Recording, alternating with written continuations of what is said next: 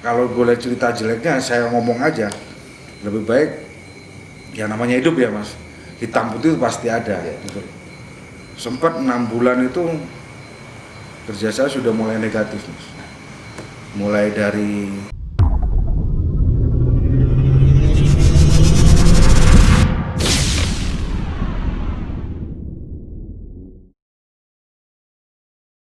Oke, assalamualaikum warahmatullahi wabarakatuh.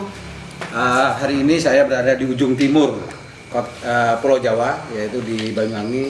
Saya mendatangi teman seperti saudara sama saya. Namanya Mas Andi Eko Purnomo. Ya, dia kerja di Banyuwangi. Saya lihat bodinya dulu sama sekarang beda.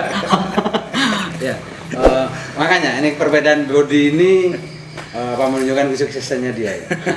Gitu ya, Yandi, sama Andi aja lah ya. Kan usia lebih muda dari saya, dia adik saya. Li, gimana kabarnya? alhamdulillah sehat. Alhamdulillah sehat ya. 99 2000 kurus masih. Iya, 20 sempat jadi atlet tuh ya. Oh, iya. Berhenti atlet sudah kembang. Gini sob, 20 tahun yang lalu berarti ya yang kurus ya. Oke, sekarang di Banyuwangi bekerja. Iya, masih bekerja di sini. Bekerja informasi nih yang saya dengar sudah jadi manajer atau kepala cabang. Alhamdulillah ya. Alhamdulillah. Luar biasa. Tapi saya tahu perjuangannya dia sob. Dulu seperti apa dan dia bisa seperti ini. Saya tidak ingin bahas dia sekarang. Ya sekarang sih sudah enak. Saya tidak mau bahas-bahas yang enak-enak, saya bahas yang gak enak. Yandi, Iya. Kamu itu di Jember kok bisa tahu-tahu di Lumajang gimana? Jadi ya dasarnya saya dulu kan memang dari keluarga yang, saya buka ya mas, itu memang broken lah. Kebetulan bapak itu asli Lumajang, tapi menetapnya di Probolinggo. Akhirnya saya ketika SMA langsung minta pindah ke Lumajang sama ibu bapak, jadi nenek dari bapak itu. Hanya ke Lumajang sampai lulus sekolah itu tahun 2001, baru saya pindah ke Malang. 2001 pindah ke Malang. Sorry. Dari Jember ke Lumajang ini SMA mutus berarti? SMP. Oh ya. SMP lulus SMP langsung pindah ke Lumajang. 3 tahun di Lumajang. 3 tahun di Lumajang. Terus lulus SMA? Lulus SMA langsung ke Malang. Ngapain? Ya awalnya kuliah mas. Terus? Awalnya kuliah, tetapi perjalanannya ternyata ada sedikit kendala ya, karena ya apa ya, memang basic saya sudah ngomong dari awal memang sudah broken ya. Jadi dilepas sama bapak ini sudah apa ya, udah anggaplah lupa sama saya. Sorry. Nah, kebetulan keluarga saya di Jember, ibu ini memang saya tidak akan malu ngomong ketika ibu saya itu memang dari basic orang tidak punya, ya kan. Ibu hanya kerja di gudang, tembakau, ya itu kesehariannya ibu. Jadi untuk di Malang saya harus tidak bisa mengandalkan orang tua lagi, harus bertahan sama saya sendiri. Berarti awalnya kuliah, Ya, habis itu putus. sempat putus tapi terus lanjut lagi. Tapi waktu putus itu tidak dibiayai orang tua. Oh enggak, sudah. Kerja apa kamu di Malang? Setelah putus kuliah? Setelah putus kuliah tuh saya coba seadanya ya mas. Mulai dari, ya kebetulan di Malang saya coba berbaur sama orang-orang kampung, ya kan, orang asli Malang, terutama sama ibu kos, bapak kos semua. Akhirnya ya ikut-ikut. Diajak ada acara buat ngecat, kerjaan ngecat tembok, bangunan, ya ikut gitu. Serabutan? Iya, serabutan. Sempat serabutan. Saya tuh pernah ingat itu, kalau orang Malang mungkin tahu perumahan Dieng itu Pak. Perumahan mewah. Nah, itu ya saya ikut ngecat di sana. Jadi tuh kan kuli. Ya kuli. Yang penting saya bisa makan dulu lah gitu. Baru saya habis itu dekat-dekat sama orang sana, akhirnya saya joinan usaha gorengan, jual gorengan. Jadi seusia jual gorengan, jadi kulinya berhenti? Ya kalau tetap? jual gorengan kan sore. Kalau siang ada job itu ya ayo, yang penting bisa buat makan. Temis money lah. Iyalah, gitu. Yang penting bertahan dulu lah, gitu loh. banyak sampai sekarang, saksinya juga masih banyak di Malang tuh ya, sampai saya sekarang anggap sekarang jadi orang Malang ya awalnya dari itu, deket-deket ya parkir, ada acara apa di kebetulan dekat kampus sama di dekatnya apa ya, TMP Taman Makam, ada acara event apa saya ikut parkir sama orang kampung ini gitu. Yang penting apapun lah, yang penting bertahan dulu, karena bukan cari uang, bertahan hidup dulu. iya, bertahan hidup dulu lah waktu itu lah, gitu. Bertahan hidup dulu lah. Ya Berapa tahun itu? itu dari 2002 sampai 2004. 2 tahun. 2 tahun. Baru setelah 2 tahun itu saya coba kerja jadi waiters. Di apa? Di resto cafe. Coba jadi waiters ya. Pelayan lah ya. Pelayan lah. Kebetulan di sana enggak tahu, mungkin ketemu orang banyak ya, ketemu orang banyak, akhirnya ketemu sama bos yang punya pabrik rokok ya. Saya awalnya ngelayanin mereka, terus deket-deket kenal-kenal ya, akhirnya bisa berkembangnya di sana. Bisa, kebetulan saya dari asli Jember, banyak temen jualan tembakau ya kan, ya saya coba karena kenal sama bos-bos gitu ya, coba masukin tembakau, Berbisnis lah, mulai ya, berbisnis lah di situ ya. Nah, tapi setelah jalan ternyata saya malah dari tempat resto saya itu dikasih kepercayaan untuk pindah ke Bali, buka cabang di Bali. Akhirnya saya dianggap yang senior lah, disuruh ikut ke Bali juga, berangkat ke Bali. Jadi waiters tadi? Jadi waiters tadi. Nggak naik jabatan?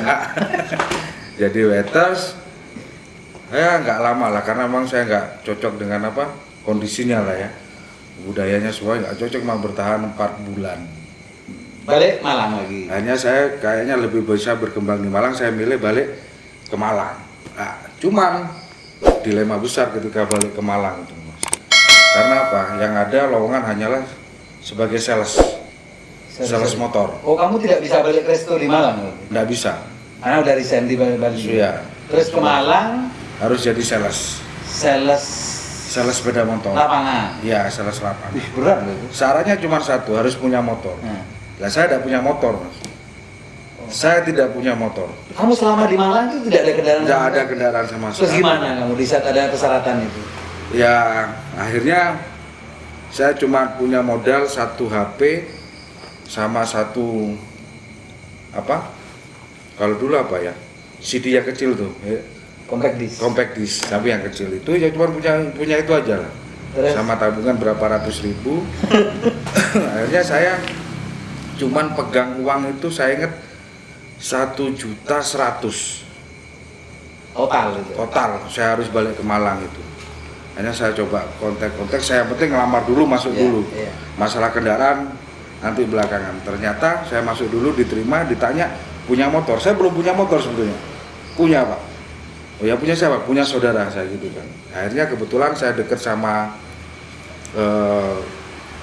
orang Malang yang sudah sekarang sih saya anggap keluarga sendiri ya, kayak orang tua. Saya pinjam motornya, itu motor kantor pos, Mas. Bayangin. Kantor pos itu platnya merah dong? Bukan platnya, Mas, motornya oranye. Jadi pertama ngelamar saya pinjam motornya ya buat kerja set.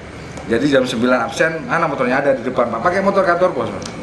Akhirnya saya pulang, saya pikir putar otak gimana caranya dapat motor. Akhirnya karena kan sales Suzuki itu kan motor ya, mohon maaf sebut merek ya, itu harus ditarget penjualan. Ya saya putar otak, oh ya saya harus jualan, berarti jualan pertama saya ingat, saya beli sendiri. Ya. Jadi uang 1.100.000 itu saya buat DP itu 300.000, persiapan angsuran 500.000, sisanya 300.000 saya belikan sepatu, celana sama helm. Itu modal saya pertama kali. Tapi motornya kredit itu ya? Kredit, jadi saya beli sendiri. Nggak pikir pendapat dulu, yang penting saya harus, karena kalau saya pikir saya kredit, bisa nggak bisa saya tiap bulan harus bisa ngangsur. Itu. Jadi itu awal masuk. Habis itu kerja di Suzuki, alhamdulillah. Dari sana sudah mulai ada apa? Sedikit perkembangan lah. Ya karena memang dari ibu saya di Jember yang memang sangat-sangat tidak punya, mohon maaf, rumah aja masih apa, Kalau orang Jawa ngomong gedek, bambu. Masih bambu separuh tembok, separuh bambu. Baru mulai kerja jadi sales tuh sedikit-sedikit. Saya menabung, kemudian buat bangun rumah. Dan alhamdulillah saya juga bisa belikan motor ibu saya. Dari sales itu? Dari sales itu, walaupun dengan cara kredit. Sorry, kamu belum kuliah lagi? Itu sambil kuliah. Oh sudah sambil kuliah, jadi kamu kerja di Suzuki ya. sebagai sales sambil kuliah. Ya. Terus kok bisa sampai jadi kepala cabang gimana? Ya itu dulu. Setelah jadi sales, kemudian kebetulan kan kenal sama lembaga pembiayaan. Ya, perusahaan lembaga pembiayaan, kenal-kenalan, hanya ditawarin mau nggak nih. Jadi manajer langsung? Enggak. Oh, enggak. Jadi staf dulu. Jadi staf dulu. Ya. Loh, kenapa kamu keluar dari sales motor ke perusahaan lembaga pembiayaan? 2006 2007 itu sudah mulai agak menurun Suzuki. Pasarnya. Kebetulan kan dulu waktu di Suzuki itu gaji saya yen, Mas. Apa itu? Yen target bayaran, yen ora ya ora. Gitu. Ya. Dia itu kerja jadi sales. Ternyata gajinya kalau dia jualan baru dapat gaji, kalau nggak jualan nggak dapat apa-apa. Tapi buktinya dia bisa ngasih orang tua, berarti kan dia target. Iya. Apapun itu kalau dilakukan secara optimal hasilnya pasti maksimal. Iya. Oke, lanjut nih. Gimana ceritanya kamu bisa masuk lembaga pembiayaan? Akhirnya kenal sama lembaga pembiayaan jadi marketing, istilahnya surveyor ya. Surveyor itu menganalisa orang. Oh ya, layak tidak untuk dikasih kredit? Tidak, ya. Nah, terus ada satu perusahaan swasta, saya kerja di sana. Kemudian kurang lebih setahun, prestasi agak lumayan lah. Jadi di Malang dulu agak dikenal lah namanya ini. Akhirnya ada perusahaan lain itu dengar, ya anggaplah kiprah saya di perusahaan yang ini. Perusahaan ini hanya membajak saya. Ayo gabung sama saya. Semua fasilitas saya tambahin dari gaji semuanya. Ya. Jadi apa? Sama, Mas.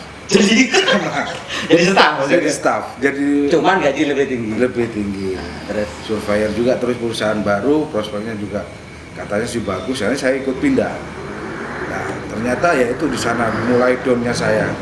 Perang batinnya di sana. Di perusahaan lama saya sudah mau diangkat jadi supervisor, cuman karena tergoda sama rayuan perusahaan lain, saya memutuskan pindah. Nah, setelah pindah ternyata akhirnya apa? Saya di PHK di sana.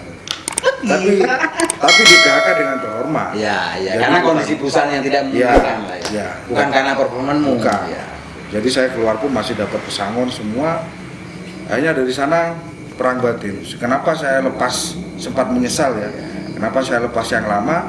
Ternyata yang baru malah lebih jelek. Akhirnya saya dapat pesangon. Satu sisi saya juga harus punya tanggung jawab orang tua di rumah. Hanya apa? Pesangon ini nggak saya habisin, nggak. Saya buat beli PS. Dulu PS2 ya, rental PS. PlayStation. Buat rental PlayStation di rumah saya. Di rumah Jember. Itu yang ngelola sudah saya kasih ibu saya yang ngelola semua. Luar biasa. Hasilnya buat ibu? Hasil saya masih ingat. Saya sudah sampaikan ke ibu. Ini usaha saya, Bu. Hasil pertamanya tolong ibu jangan usah minta dulu. Pertama kali bulan pertama ibu jangan minta dulu ya. Karena hasil pertama ini saya buat ngeramik rumah saya. Rumah saya itu masih lantainya masih bolong-bolong lah, hancur. Ya maksud saya biar orang tua ini sama dengan yang lainnya. Itu saya masih ingat benar. Kalau masalah apa? Tapi kamu posisi nggak bekerja? Nggak bekerja. Nah, terus? 6 bulan. Ngapain itu? Ya, kalau boleh cerita jeleknya saya ngomong aja. Lebih baik, ya namanya hidup ya Mas. Hitam putih pasti ada. Gitu. Sempat 6 bulan itu kerja saya sudah mulai negatif Mas. Mulai dari mohon maaf nih, jadi makelar bola pernah. Angelo, tahu Angelo? Apa itu? Antar jemput pernah. Ya, saya terima aja, ngomong daripada saya tidak bertahan ya kan. Kebetulan kenal sama mami-mami waktu di survei dulu, mau nggak jadi ini anterin cewek-cewek ini? Oh mau aja, sehari 20.000, semalam bisa sampai 80.000. Penting hidup dulu lah itu. Yang penting orang tua udah dikasih usaha lah ya. Iya, jadi tiap bulan ibu sudah bisa ada ambil dari sana. Kalau saya bertahan, seberapa sih makan saya kan itu. Ya, juga ingat bener itu, ya saya pegang sampai sekarang cuman saya dikelilingin sama orang baik itu aja. Sama Tuhan itu dikasih anugerah itu. Kebetulan saya sempat punya saudara, ya sama kayak Mas Sofi gini, sudah kayak saudara sendiri. Tahu saya nganggur, saya disuruh ke Jakarta. Ada namanya Mas Dimas itu. Ngapain kamu ke Jakarta? Jadi mandor. Oh, tapi kan nggak kerja ini. Ngawasin orang kerja. Iya, ini kamu kesini. Karena kamu nggak kerja ya, kesini. Ini awasin rumah saya belum selesai berapa bulan. Kamu awasin, ya sama Mas, panas-panas, ngecek jendela apa, tembok cat gimana, semuanya. Berapa lama? 1 bulan. Oh 1 bulan. 1 aja. bulan. Rumah selesai, Balik baru lagi. saya pulang. Itu. Habis itu saya sudah tidak pikiran mau kerja lagi sudah. Sudahlah saya gitu kan. Tapi namanya itu punya teman baik. Akhirnya pernah itu, ini yang lucu Mas. Jadi waktu itu saya coba-coba lagi lah. Habis 6 bulan tuh goyang, saya coba ngelamar lagi. Ngelamar tuh ada namanya perusahaan pembiayaan lagi. Yang ketiga kali. Yang ketiga kali, finance. Itu saya bersama dengan itu saya masih tes psiko, wawancara psiko. Terus calon mertua ini manggil saya. Calon mertua. Suruh ke rumah. Coba datang ke rumah, saya ingin ngobrol. Ya bayangin, saya datang ke calon mertua, ditanya kerja di mana. Saya tidak kerja. Saya jawab aja, oh kerja di sini Pak, di perusahaan ini. Padahal saya baru psiko. Mas. Akhirnya ya ditolak, tidak diterima di sana. Sudah terlanjur ngomong, saya bekerja di sini gitu loh. Ya harus perjalanan lah, terus. Ya itu sih akhirnya. Ya beruntung saya punya teman-teman yang baik. Kemudian ada teman dari Jember, namanya Koko ya. Itu dia mungkin prihatin lihat saya kok 6 bulan gini terus, sudahlah buat lamaran. Itu ada sisa lamaran, dicuri sama dia, diambil, dimasukkanlah ke perusahaan finance lagi di Adira. Di Adira, masuk ke Adira itu akhirnya dapat panggilan. Perang batin lagi. Saya masuk ke sana sebagai kolektor.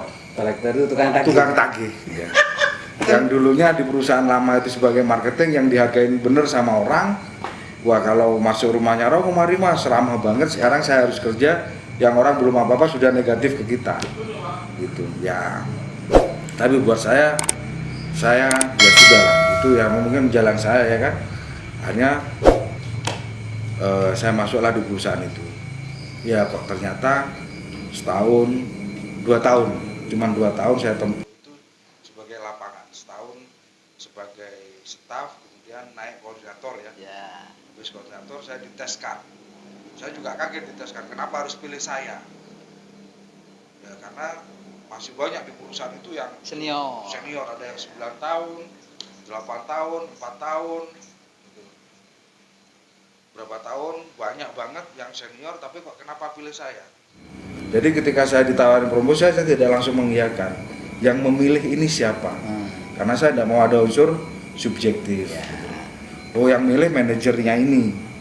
Oh atas dasar apa? Pasti saya tanya dulu. Atas dasar performan lah, ada datanya lah. Oh ya. Saya juga sempat waktu itu telepon Mas Sofi kan, Mas ini saya ditawarin ini. Mas Sofi kan saya gampang ngomongnya. Loh kenapa? Diterima apa enggak? Diterima apa enggak nih Mas? Kan saya tanya gitu. Loh kenapa? Loh banyak yang senior masih ada yang 9 tahun, 8 tahun. Terus Mas Sofi kan ngomong, ya nunggu aja 8 tahun. Akhirnya itu ya Pak. Akhirnya baru itu. Ya karena sih menurut saya kesempatan itu tidak datang 2 kali. Di saat kamu dikasih kesempatan untuk promosi ya kamu kamu ambil kesempatan itu.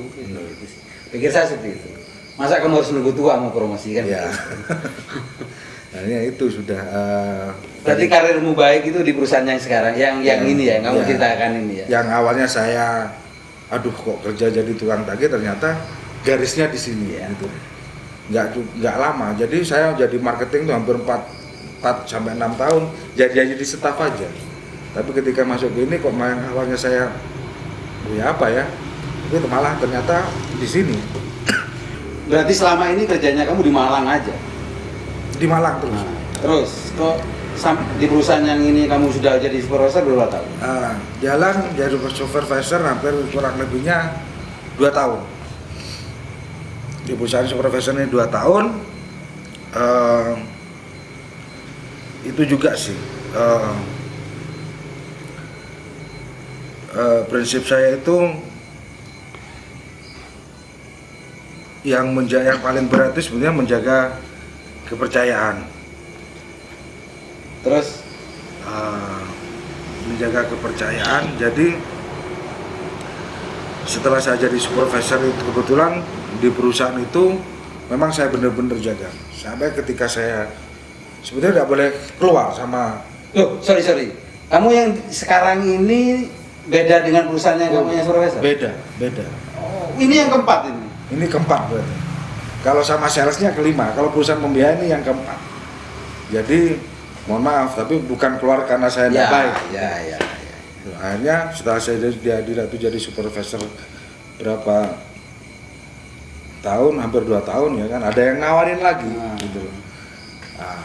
Ada yang nawarin lagi. Akhirnya nawarin ke perusahaan yang sekarang. Perusahaan yang sekarang. Jadi kepala cabang ini? Oh, enggak, Mas. Jadi apa? Jadi supervisor dulu. Mau ngapain? Ya itu tadi. Ya enggak apa-apa ngomong iya, dulu. apa.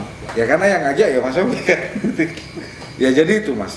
Bukan karena saya banyak mau karena itu Mas Sofi, enggak.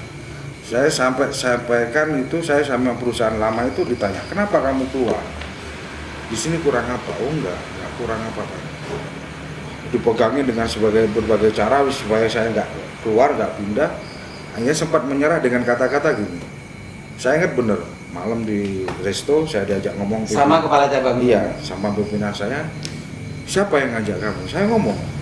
Yang ngajak saya Pak dulu ya Pak, manggilnya Mas. Pak Sofi. Oh, kenapa kamu mau diajak Sofi? Saya simpel jawabannya. Saya kerja di perusahaan ini Pak. Kalau yang saya pegang hanya aturan perusahaan, bisa sangat mudah saya manipulasi. Saya bisa berbuat sangat tidak baik karena semua aturan bisalah dilanggar.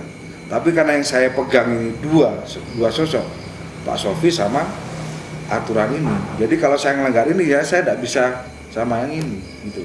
Hanya itu yang membuat saya sampai waktu itu saya kenceng nggak pernah pola-pola karena ya dua ini aturan perusahaan sama Mas Sofi sendiri. Ada manfaatnya saya. Iyalah. Jadi jangan sampai saya bikin malu saudara saya gitu. Oke Sob, dia ini dulu bekerja di perusahaan pembiayaan yang dia ceritakan tahun 2012 saya ajak ke perusahaan tempat saya, bukan saya ajak ya, karena saya sudah tahu kapasitasnya dia, saya ajak ke perusahaan saya dengan perusahaan yang baru dan baru ada di Jawa Timur dengan posisi yang sama dia dan dia mau. Padahal saya sudah pesimis, dia nggak mau karena di sana udah settle dia sih, ternyata ya dia. Ya dia orangnya sih pantang menyerah. Dia orangnya tidak puas dengan kondisinya. Jadi dia selalu berusaha yang terbaik dari orang-orang di sekitarnya. Jadi di level dia yang sama, dia selalu ingin menjadi yang terbaik. Ya akhirnya tahun berapa kamu promosi jadi kepala cabang?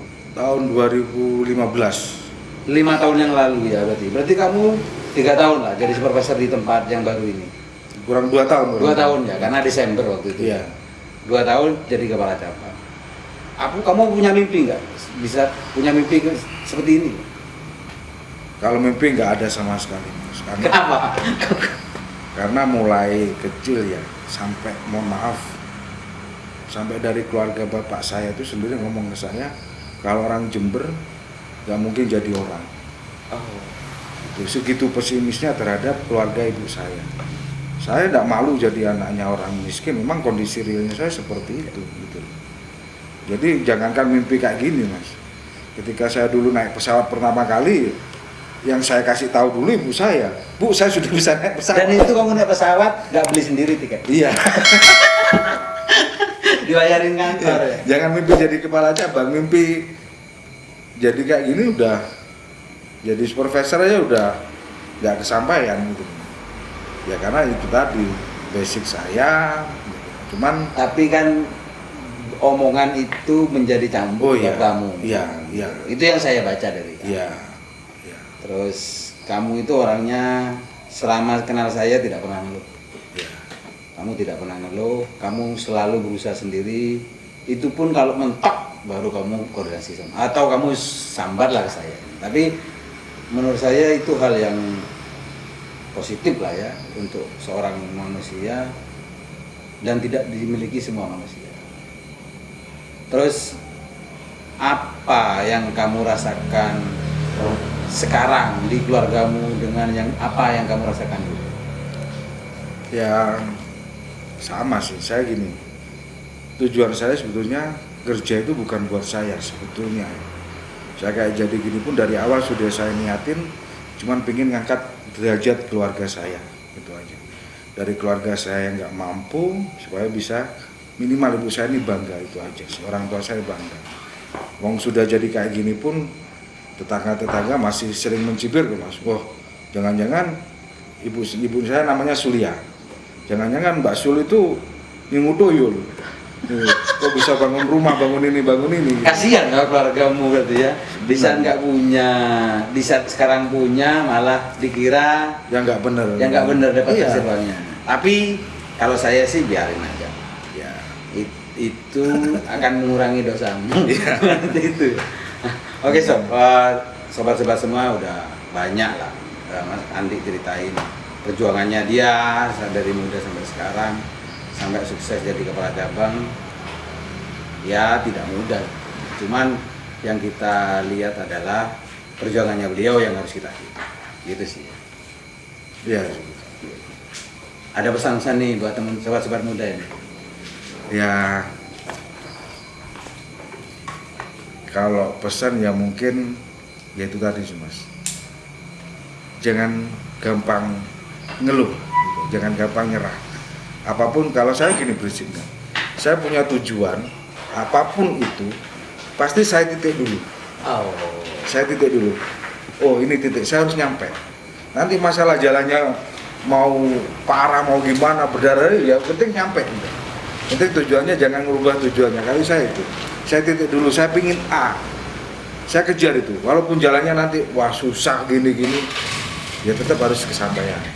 Kalau kita belum apa-apa, wah harus gak jadi yang ini ya, jadi kemana-mana jadinya. Ya. Itu sih. Gitu ya Sob ya, kalau kita orang kaya ya nggak bingung kita cari kerja. Tapi kalau kita tidak ada sesuatu yang mau kita kerjain ya kita harus bekerja sama orang.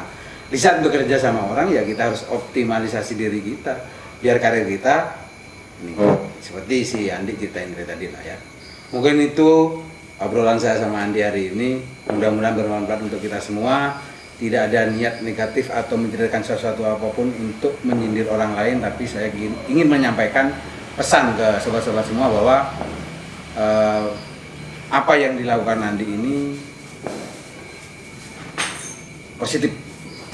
Oke Sob, cukup di sini aja perbincangan saya. Jangan lupa subscribe, like, and share channel saya. Tetap semangat dan tetap bergerak. Assalamualaikum warahmatullahi wabarakatuh. Waalaikumsalam.